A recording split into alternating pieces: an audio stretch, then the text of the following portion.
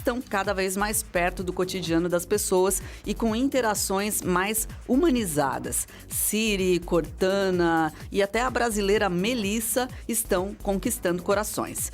Isso aí, esta é a pauta do Viva Voz de hoje, que está no ar pela rádio e também pela TV Univale. Comigo hoje a acadêmica de jornalismo, Nicole Zanon. Oi, Nicole. Oi, Elisa, boa tarde. Boa tarde também para você que acompanha o Viva Voz na Rádio Univale FM e também na TV Univale.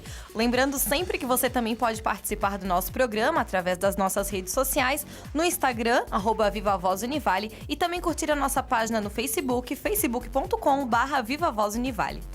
Nosso convidado de hoje é o professor Fabrício Bortoluzzi, professor nos cursos de Ciência da Computação, Sistemas para a Internet e Engenharia da Computação aqui da Univale. Obrigada pela participação, professor. Olá, muito obrigado. Eu é que agradeço a oportunidade de estar aqui e estou à disposição, então, dos questionamentos nessa área dos assistentes virtuais. Bom, hoje praticamente todo celular ou sistema operacional possui algum tipo, de assistente pessoal que ajuda a enviar lembretes, tarefas, atualizar sobre o clima e basicamente pesquisar qualquer coisa na internet, né, Fabrício? Como é que surgiu esse tipo de serviço? Olha, Elisa, eu vejo que as assistentes virtuais começam décadas atrás, na hora em que os computadores começaram a ser usados para deficientes, em primeiro lugar, né? Tentativa de narrar uma tela que é escrita em texto e transformá-la em voz para que um deficiente visual, mas que ouve bem, consiga ver. É um marco importante ali na transição dos anos 80 para 90. E dos anos 90 em diante, pequenas contribuições desse tipo, de leitura de telas e também de permitir que eu, falando um determinado texto, consiga transformá-lo em letras que o computador guarde. Então, também é a mão contrária. Essas duas combinações, sem muita inteligência, sem muita crítica, sem nada disso, serviram de palco no começo para que hoje a gente tenha, então, voz transformada em texto, texto em voz é a primeira etapa. A segunda, daí, é processamento naquelas plataformas de nuvem desses aparelhos que, de algum modo, tornam a vida humana mais fácil, seja pedir a previsão do tempo ou a condição de trânsito. Então, é a soma de conhecimentos, de conteúdos de nuvem e de dispositivo que está na mão da pessoa. Antigamente não era assim, né? A gente não andava com computadores na mão, que permitiu e viabilizou que essas empresas explorassem esse tipo de tecnologia. Fabrício, e quais são as principais facilidades que você poderia apontar que esses assistentes trazem para os usuários? Existem aquelas que são comum a todos, quero dizer assim, todo mundo gosta em algum momento de saber temperatura e não envolve muita tecnologia, basta ver sensores de clima nesse sentido. Existem aquelas de trânsito, então, que são, acho que, uma das maiores. Elas não necessariamente vêm por voz, mas elas podem ser acionadas por voz, né? Você pergunta como está o trânsito até a minha casa e todas essas informações já existem e podem ser computadas para te servir como resposta. E existem aquelas personalizadas, quero dizer assim, o Fabrício tem um determinado comportamento quando está em casa, essa informação vai pelo GPS, e quando ele pergunta, então, gostaria de ouvir um pouco de música clássica, o acervo de música clássica que aparece para mim é personalizado pelo meu histórico de músicas que já ouvi. Então, dá para dizer que são essas duas coisas. E talvez a mais marcante de todas seja dar ordens por voz que se tornem em algum acionamento do conforto mecânico. Por exemplo, ligue a luz, feche a porta, suba a cortina da janela e tudo isso acionado por voz. Então, eu vejo esses três caminhos como aqueles mais interessantes, mais exploráveis atualmente. Nesse contexto aí, eu acho que um mecanismo que é muito bacana e que acaba sendo sedutor é exatamente o comando por voz, né, Fabrício? Porque você tem a sensação de você estar conversando com aquela máquina, né? Realmente ela é nova, assim, vamos dizer.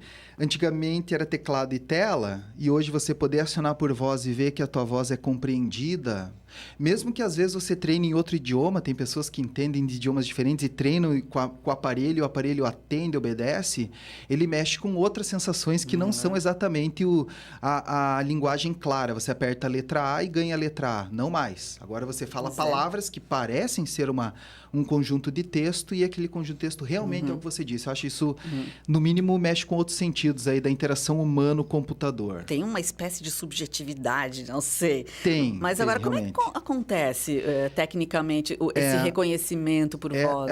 Ela encontra-se atualmente numa área da computação que se chama processamento da linguagem natural.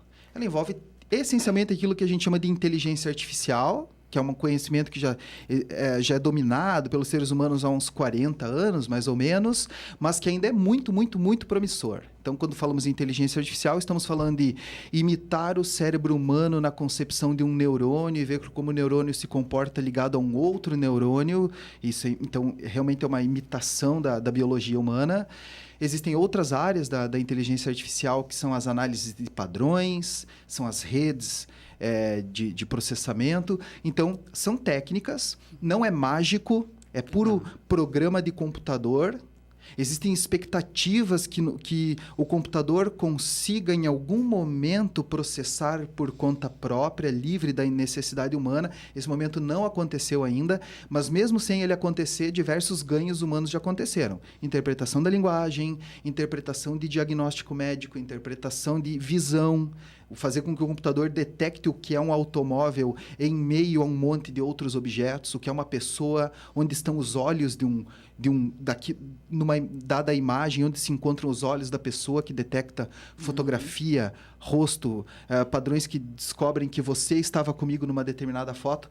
Então, são tudo campos exploráveis disso que chamamos de inteligência artificial, que é onde encontra-se a resposta do seu questionamento de como isso, em essência, é possível. Fabrício, a gente ouve falar bastante sobre esses assistentes em smartphones, mas eles também estão bastante presentes em computadores, notebooks. O que difere os assistentes de uma máquina para outra? Existe uma diferença? Olha, eu vejo mais o aspecto multimídia. É mais comum um bom microfone estar presente num celular, dada a necessidade da pessoa falar por esse aparelho, muito mais natural, uma câmera também, do que num desktop. Um notebook é mais ou menos parecido. Ele também tem câmera, também tem microfone.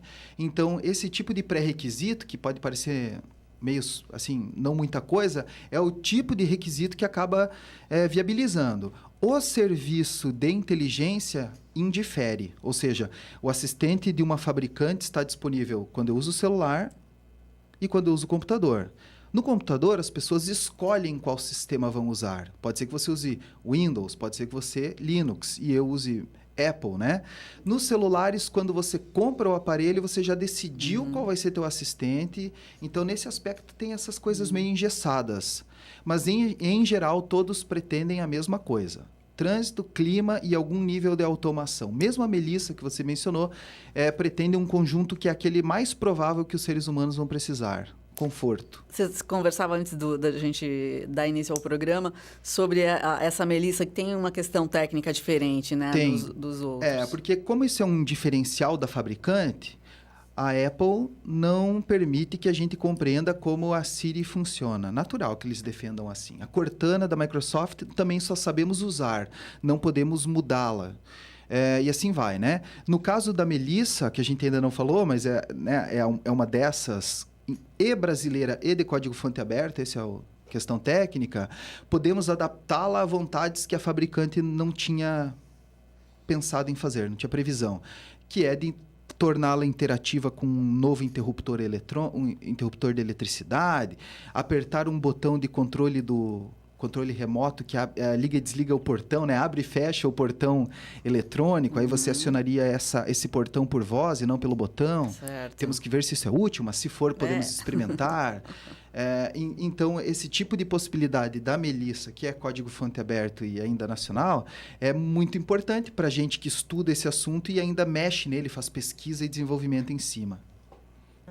Bom, Fabrício, quando a gente fala em aplicativos de busca que utilizam a nossa localização e também pesquisas que a gente realiza com frequência, existe também essa questão de privacidade, né? Que é sempre levada em conta. Esses aplicativos de assistência pessoal, eles trazem uma certa segurança ao usuário? Olha, eu acho que é o contrário da segurança.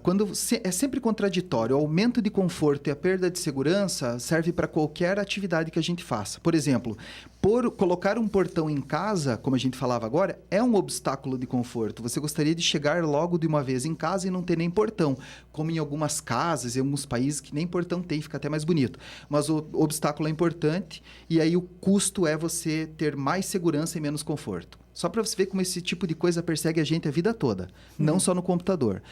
No computador, portanto, ao ter algum benefício desses, você abriu mão, contribuiu com revelando como é a sua voz, como é seu sotaque, que costume você tem, que tipo de música gosta de ouvir, que hábitos que você não gostaria de revelar e acaba revelando. Ter um microfone ouvindo a sua conversa, mesmo que você não queira que ele ouça. Às vezes você entra numa discussão familiar com a esposa. Você não quer, mas eventualmente aquele aparelho pergunta assim: você aceita que o nosso produto te ouça de vez em quando para melhoria do sistema de voz? Olha só. E você acaba apertando o botão: eu aceito, porque eu quero logo saber a previsão do tempo por voz. E essa contrapartida, ela é horrível para a privacidade. Ela é uma baita de uma invasão. Então, podemos ter certeza hoje que essas companhias que exploram esse produto, mais do que dar a previsão do tempo, que é uma moeda de troca pequena, se você for analisar, elas compreendem nossos hábitos mais íntimos, que é dentro de uma residência ao lado de um aparelho de celular, por exemplo. Agora, professor, como é que você tem visto a relação das pessoas em geral com esses aplicativos? Você vê pessoas muito empolgadas com eles, já dependentes? Como é que eu acredito que o grupo de pessoas que eu mais tenho contato, que seriam os primeiros a usar, seriam os estudantes de computação, de engenharia de computação, sistemas para a internet. Esses caras normalmente são mais avançados. E te digo que, mesmo assim, não vejo nenhum usando isso de forma mais conveniente do que a própria digitação sobre a tela. Então, eu acho que a adoção é extremamente pequena, mas isso é só uma questão de transição, só de tempo e comodidade. A hora que percebermos que o comando de voz vai abrir o portão, e isso é mais seguro do que tirar o controle do bolso, que pode te atrapalhar na direção e tudo mais, reverte-se. Mas eu, particularmente, então, vejo muito, muito pouco. Não sei vocês têm usado e visto? Não, eu acho que nem tanto. Talvez as pessoas mais brinquem para explorar um pouco ainda, eu tenho essa impressão também, Não, então tá. A adoção estaria num processo muito básico ainda, muito inicial, na minha opinião. Tá certo. Bom, depois do intervalo, a gente volta a conversar com o professor Fabrício Bortoluzzi sobre esses sistemas todos que estão fazendo parte da nossa vida cada vez mais.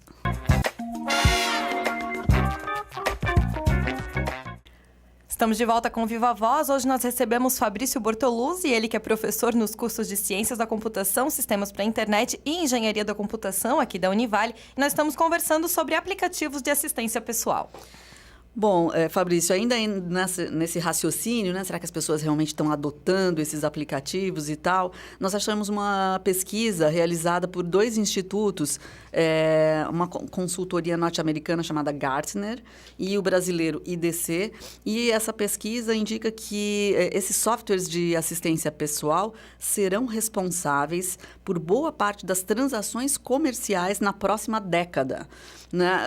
Você acredita nisso? Como é que você vê? Eu acho que essas fontes, como Gartner e IDC, são muito confiáveis. No passado, elas ditavam que todo ser humano portaria um dispositivo móvel e olha só como é hoje, né? Então, dá para acreditar, sim, é possível integrar processamento de linguagem, uma abordagem menos fria do que é o texto do computador e uma abordagem mais cheia de características que mexem com a psicologia da interação de venda, né? Essa é uma área independente de computadores. Saber vender é uma coisa investigada há anos, né? Para não dizer milênios aí. Então, a interação do ser humano com o computador, com o dispositivo móvel, por meio de voz, para alavancar vendas, ela é inevitável, né? Sempre foi para tudo que a gente usou até hoje. Então, vai acontecer de vermos aí em alguns anos pedidos, notificações. Vamos continuar por voz, que de repente você acaba comprando aquele eletrônico que andou pesquisando, né? Pesquisou há 5 minutos atrás por voz, quanto custa um aparelho X? Aí vem a resposta: olha, esse aparelho custa R$500. Fim de conversa. Meia hora depois, você gostaria de comprar por 400? Se você aceitar agora, ganhará um desconto de 10%. Vamos fechar? Por voz, imagine. Acaba ficando apelativo e é uma oportunidade para as empresas que exploram comércio, sim, tentar isso por voz, sem dúvida. Fabrício, antes no primeiro bloco a gente até comentou um pouquinho essa questão da privacidade, né? O que esses aplicativos eles acabam interferindo nisso na vida das pessoas. E da mesma forma que eles ajudam no dia a dia, que tem toda essa praticidade, você acredita que muitas pessoas deixam de usar esse recurso por questão da privacidade, de serem um certo invasor de privacidade? Eu acho que o conhecimento sobre privacidade, sobre o lado perverso de termos empresas ouvindo o que você fala pelo microfone, tirando fotos sem o teu consentimento a partir da câmera do celular, como já foi revelado que acontece, é essencialmente isso, é muito perverso. Como as pessoas preferem a conveniência em primeiro lugar, primeiro a adoção, vou usar, vou experimentar, é uma curva. Primeiro se usa, todo mundo adota, todo mundo gosta, e uma pequena parcela, aquelas pessoas que se tornam conscientes do problema de privacidade que isso configura, voltam atrás. Né? Deixam de usar. Eu, particularmente, olha, eu vou te dizer, eu tento desabilitar assistente virtual nesses computadores que usam Windows e não tem botão de desligar. Não tem. Ele tem botão assim, você gostaria que ela não incomodasse por tanto tempo? Sim. Gostaria de que ela não pegasse dados da sua imagem? Sim, gostaria. Mas não tem o botão desligar completamente. Para você ver como é perverso. Você melhora teu sistema, você atualiza, troca de notebook e obrigatoriamente é invadido ali pelo assistente virtual. Você não tem nem a opção de desligá-lo. Então, eu acho que é extremamente... fica para depois a pessoa se tornar consciente disso. Uma parcela, tá? Uma parcela de pessoas que não usa Facebook, não gosta de rede social, não gosta dessas... A interação moderna, abusada do computador em cima dos teus hábitos, é que nega. Agora, Fabrício, tem o outro lado, né? Tem o pessoal que quer curtir, quer brincar com esses dispositivos e tal. E um exemplo, a Siri, que é do sistema iOS, né? Ela tá bem popular. Eu acho que a galera aqui toda já fez essa brincadeira. Você deve conhecer, por exemplo, algumas funções que vão bem além dessas funções básicas. Como, por exemplo, pedir para ela fazer um beatbox. Você já pediu? Já. Tem uma que a Apple explora há muito tempo, que só podia ser explorada em inglês, que ela dizia assim, tell me a joke. Me diga uma piada. E ela falava aquelas coisas dos pontinho amarelo, pontinho marrom, pontinho azul. Era sempre aquela coisa totalmente sem graça, mas que era legal. Todo mundo queria testar o Me Conte Uma Piada. E ela herda, né? A Siri herda vários desses hábitos. Pergunta filosófica, pergunta que não tem resposta humana, que é um embate psicológico, filosófico. Ela também dá uma brincada, ela não devolve um não posso dizer. Ela diz, eu acho que você deveria ver isso com o seu terapeuta, sei lá, coisa desse jeito, né? Pois é, isso acaba realmente humanizando, popularizando? Como é que você vê esses recursos? Esse bom humor é uma estratégia, né? Use-me mais, é isso que ela está querendo colocar ali. Teste outras combinações e, ao mesmo tempo, a empresa está aprendendo mais sobre você. É um perfil bem-humorado. Está brava hoje, não quer conversa. Isso é uma informação que pode parecer banal, mas é extremamente valiosa para análise de comportamento. Então, está tudo cheio de interesses ali. Não fica sem ser registrado nos sistemas da empresa que essa interação entre você e ela aconteceu. Olha só. Bom, Fabrício, a Amazon, ela tem o aplicativo Alexa, né? Sim. E que ele ajuda na procura e na execução de tarefas dentro de aplicativos de empresas e também interage com outros sistemas multimídias. Como, por exemplo, os carros mesmo, né? Você acha que daqui a algum tempo vai ser possível viver sem usar algum tipo desses assistentes? Olha, todo conforto humano a gente não volta atrás, né? Nunca vimos voltar atrás de uma certa tecnologia, seja uma cama confortável, um sofá confortável, uma televisão grande, são tudo melhorias em cima do que já havia. Esse produto da Amazon, que é um aparelho, a gente chama isso de hardware e ainda software também, ele é bastante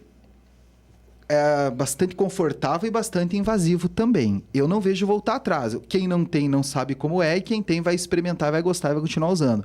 Ele manipula caixas de som para aumentar volume, ele escolhe, dado teus hábitos, a música certa para tocar na hora que você pede, né? Já que você tem o aparelho de som e tudo mais. Então, eu vejo que é um caminho sem volta. Talvez tenha pessoas mais exóticas que vão querer se livrar de toda essa parafernália. Existem esses grupos de pessoas. E também talvez ela não seja tão necessária. A nossa geração não vê isso como a coisa mais necessária do universo. Nem o carro autônomo, que anda sozinho, não é assim tão importante. Mas no futuro, conforme a adoção acontece, as pessoas vão vendo as outras usando, elas também vão sentir vontade e vão acabar entrando junto. Essa nossa conversa tem um pezinho aí no futuro, né? Tem uma espécie de tentativa de visionária aí, né? E eu me lembrei de um filme bem interessante que você deve ter visto também, você falou que viu antes da gente começar o programa, chamado Ela, já é um filme de 2013, e só para situar quem está acompanhando o programa, é a história de um escritor bem solitário que desenvolve uma relação de amor com um sistema operacional, né? Perfeito, é isso mesmo que acontece ali. Profundo o filme, né? Como é que você vê esse tipo de abordagem, essa questão? Eu acho que é aquela história de que a arte imita a vida e vice-versa. Ou seja, aquilo ali é uma extrapolação de uma realidade que já é possível. Você troca hoje pequenas conversas com o celular, pequenas, descomprometidas, vamos dizer assim. E aquele filme explora uma relação sentimental de entrega completa do ser humano com aquela voz feminina que atrai exatamente por isso, por ser uma voz, que é só o que ela é até então. E aí eu vejo que esse tipo de coisa é explorada assim, vai aparecer aparelhos muito loucos aí em diante para esse tipo de coisa.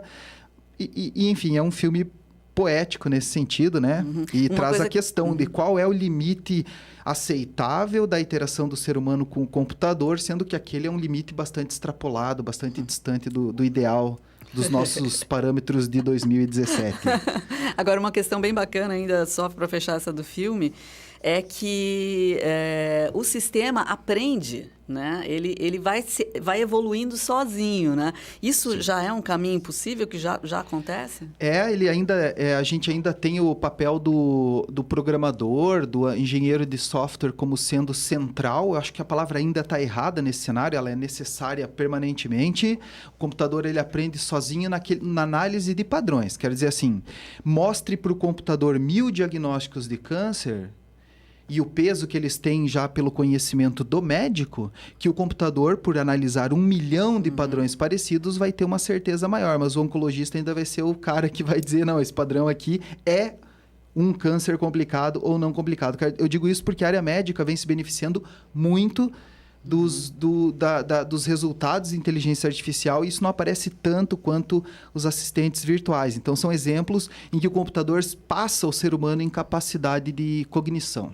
Legal. E aí, nesse aspecto, é legal. A máquina aprende e vai juntando toda a história que aconteceu até hoje como parâmetro para decidir se alguém merece uma música mais calma ou mais agitada quando pede por uma música para animar. Fabrício, essa ferramenta ela nos ajuda em vários aspectos, poupando dinheiro até, porque ela nos apresenta produtos, às vezes, mais baratos do que tu vai achar em uma loja, e também nos poupa tempo, né? Nos facilita muito a vida. Mas até que ponto é sadia essa relação do ser humano com toda essa tecnologia? Dá para dizer que o limite do não sadio é aquele filme, né? A pessoa entregou todo o acervo psicológico dela, emocional, para um computador. Eu acho que esse é o limite, já extrapolou a tempo. Eu acho que é o limite da conveniência. Enquanto aquilo está te fazendo mais bem do que mal, eu acho que ele é saudável. Por exemplo, usar o celular na mão em trânsito, além de dar multa, mata pessoas. Deixa ficar bem claro. Por assistente de voz, não, porque não é diferente de você conversar com o passageiro que está ao lado. Então, aí dá para dizer que é o limite do melhor do que antes. Perfeito. Né? Agora, a partir do momento, na minha opinião, que entram esses vetores de voz romântica, voz apelativa, voz que está levando em conta o lugar em que você se encontra, a hora da noite, eu acho que é um prejuízo contrário. Vamos supor, eu não compraria esse celular às 8 da manhã ou em horário comercial, mas como a propaganda veio às 10 da noite de um domingo, no dia anterior de eu receber o salário, então pode ser que eu tenha me sentido inclinado a comprar, e isso também foi um abuso do aparelho ou da eletrônica em cima do meu perfil de consumo, porque eu acabei fazendo uma coisa que depois eu me arrependeria. Uau. Então, é muito perverso. Então, aí é que eu vejo onde estão os limites do aceitável em 2017. Temos que ficar atentos.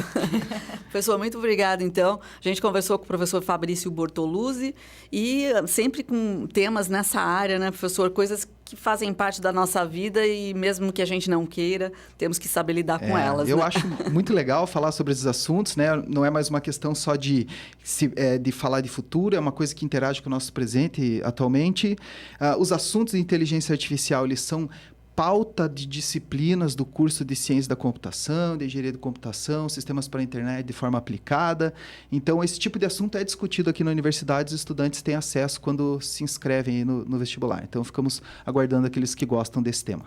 Certo, então, muito obrigada pela participação, professor, e muito obrigada a você também que acompanhou o Viva Voz de hoje, e até o próximo programa.